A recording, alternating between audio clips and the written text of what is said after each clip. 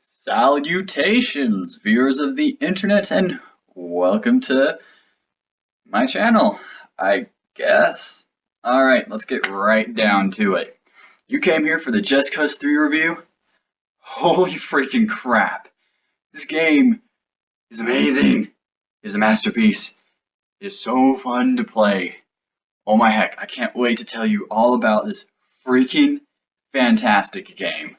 It's not perfect in any way, but it's definitely one of the most fun games I've ever played.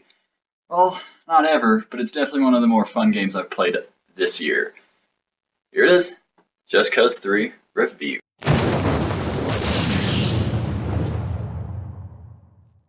Much like in Just Cause 2, you will be taking control of Rico Rodriguez, probably the most Mexican name I can think of, not to be racist. But essentially, he's part of this thing called the Agency, and what he is a dictator removal specialist. Basically, he runs around and frees countries from dictators, basically. And that's kind of the story. Rico returns home to Medici, where it is controlled by Di Rebello, who, from what I can tell from the story, basically orphaned Rico so that he would be a part of the Agency. So eventually, I guess it's Rico kind of biting Di Rebello back in the butt. And that's kind of the story. It guest stars David Tennant. Oh my heck, I love David Tennant. As a radio host, who every time you destroy a military establishment, David Tennant pops up and kind of talks about it. And what's great is he plays as himself. As you learn from one of these radio themes, he was actually kidnapped visiting Medici and is basically forced to broadcast everything. Love David Tennant, man. He's awesome. Want to meet him. Alright, back to the game. And, like I said, that's basically the story. Now, the story is better than Just Cause 2's, which I didn't even finish the story for Just Cause 2. It was so boring. This one has a bit more of a hit-to-home feel since it's Rico's homeland. You're introduced to a longtime friend, Mario. They do make the It's a Me and Mario joke. They get that done right out of the way, which kind of creates more personal ties. The voice acting's pretty good. It's a better story. I mean, it's there if you want to play story, and you do have to, I guess, if you want some of the better guns, you do have to play story. Basically, there's three main islands. There's a smaller island that you start off on, and then kind of like tons of mini islands cramped together for more seafaring, and then this massive, huge freaking island. This game is hit big. Like, really freaking big. Like, oh my heck. I'm 32 hours in, and I've only probably taken over the first island. I haven't even gotten close to taking over the second, and I haven't even gone to the third massive island yet. Because there's just so much to do in this game. There are tons of towns which you can liberate, and to liberate towns, you basically check off this list on the side of basically what you need to destroy. Namely a statue, fuel tanks, transformers, sometimes military bases you have to take over. All the towns feel unique and different, and each of the checklists are unique to that town. And then there's the military establishments that are a lot bigger and have these like massive radio towers or satellite dishes, or the Zephyr tanks, which holy crap explode in this like huge explosion. This game is like Michael Bay Simulator 2015. So much can explode, and it's all procedural explosions thanks to developers Avalanche and the destruction engine they've created. It's really good. Granted, not everything's destructible, but just about everything is. Bridges, gas stations, cars, trees. It's a very pretty looking game.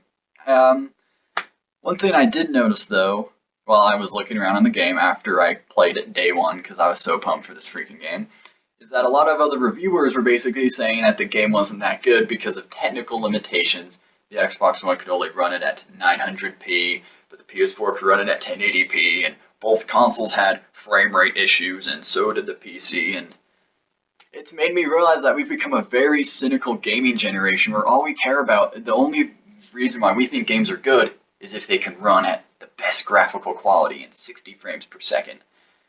Think of all the old arcade games. Did they run flawlessly? Were they not buggy? I mean, think back to the original Xbox days or the original PlayStation 1 days. Once a game was out, it was out. If there were bugs, you couldn't send an update to fix it. So what was there was there. In today's world, we can now download updates which improve our game. Like, it's one of the reasons why I adore this game. Yes, there's problems. Yes, the loading times take a long time. Yes, things sometimes load in front of you while you're wingsuiting around. But this game is so much fun, and I look past that. And I think we all need to kind of just step back from the technical limitations and just enjoy a game for what it is. And this game's definitely made me think about that. Rico's arsenal includes 4 weapons, technically 3, a dual wielding, kind of a two-handed weapon, and then a special weapon, and then infinite C4. You heard me correctly. Infinite C4. Oh my heck. So much fun. You can upgrade most of Rico's abilities and his C4 by completing challenges, and those challenges give you gears, which in turn enable you to make stuff better. Like my C4, I can turn on this booster engine on the C4, which basically when I slap C4 on stuff and turn it on, it boosts things away. So much fun. You can increase the strength of your tethers, which that's another new thing. You can tether 2 objects together and have them like slam into each other. So much fun. You need to see some of this game. And I've compiled more game clips for this review than I have in a bunch of other reviews, just because of how awesome this game is. So, you need to see this. It is awesome. Here we go. Michael Bay Simulator 2015 Just Cause 3 gameplay. Here you are. So I'm starting out my first clip basically showing you a challenge called Crash Bomb. What it is you take a supercharged vehicle and you're supposed to drive it to one of those checkpoints and then you bail. And, well, I'll let you see what happens when you bail. All these challenges are fun and unique and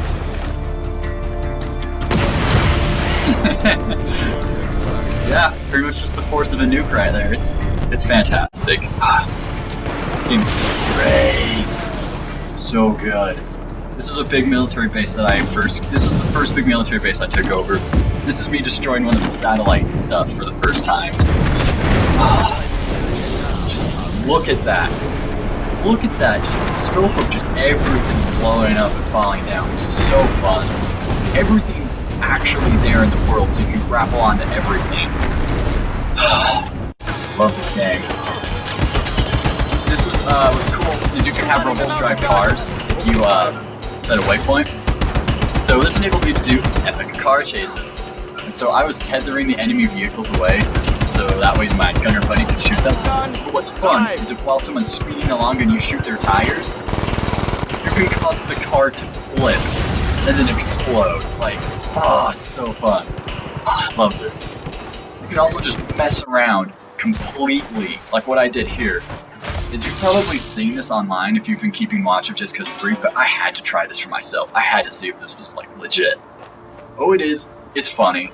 So I strapped 2 booster engines on the bottom of the car, and then on other sides of the tires, and then when you set it off, well, you send it flying and then spinning. Like, that's awesome! Explosions are very pretty. You can just screw around with anybody. Anybody. Rebels, enemies. I mean, if you do it to enemies, obviously they get mad at you, but I mean... Yeah, it's okay, lady. Just let me do my thing here. Well, watch this. This is funny. Oh my heck. Fun the video game. That's what this should be called. Because, I love it. Bridges are also extremely fun. Bridges and gas stations can be blown up, and then they'll come back. Anything that's military, that's basically red and white. Once you destroy it, it's gone forever. So, needless to say, you can have a lot of fun blowing up bridges and gas stations, which I don't have any gas station clips to show you because I got used to them, but they're still big explosions. They're still fun. I still don't fly by and not blow up the gas station. Just Cause 3 culminates basically like everything we love from Just Cause 2 and turns it up to 11. I can't wait to see what the modding community would do with this game for the PC. Even though I do own an Xbox One and I won't be able to partake in the mods, I'm probably going to see them floating around on the internet. This game is great, tons of fun. I'm still pulled back into it and playing it repeatedly. The the developers just set you free in this world. They're like, here's your tools, go and have fun. Destroy anything however you want to. And I love that. This game is huge. I still haven't seen everything that this game has to offer. Well, I've seen all the challenges, but who knows what else is there? I know there are trains in the game, and I still haven't even gotten to them yet. I still haven't seen all the vehicles. You can go and grab vehicles and take them to a garage and save them, but I mean, I just hijack them. There's this cool system called the Rebel Drop, where you basically take all the weapons you want in a vehicle and just throw it down with a grenade, and then the rebels drop it at you, and you just get it. So I mean, there's that. Though you do only have a limited amount of beacons, but that can be upgraded and solved, and every time you drop something, you have to wait like a certain amount of time to drop it again. But I never had a problem with that because by the time I finally needed to drop something again, it was like 30 minutes after and everything was already restocked. This game is fun, it lets you do whatever you want. I cannot recommend this enough. If you're a fan of open world, do whatever you want. I love this game. This is probably one of my new favorite games because just how fun it is. Oh, I love it. Yep. That's my opinion on Just Cause 3. You may have other opinions, but that's mine. Now, what many of you may not know is that I do have a Facebook page that I have up. If any of you still use Facebook, just search up Groner25 and it'll have my shield logo there, and I'll post updates on when I'm releasing reviews. I'll even tag reviews. You can leave me comments, posts about any game that you would like me to review in the next coming weeks. Yeah, that's kind of it. So, next review. But you don't know what it is, huh? I promised on this review a lot. I've been meaning to do this one, but due to internet problems and just what's been going on, I haven't been able to get this review out. But it's coming.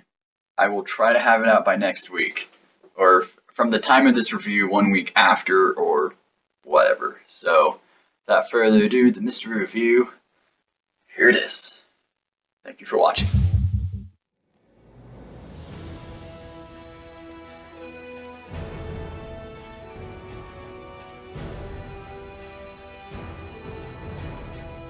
I promise, it's coming out. I promised this last time. It's coming out.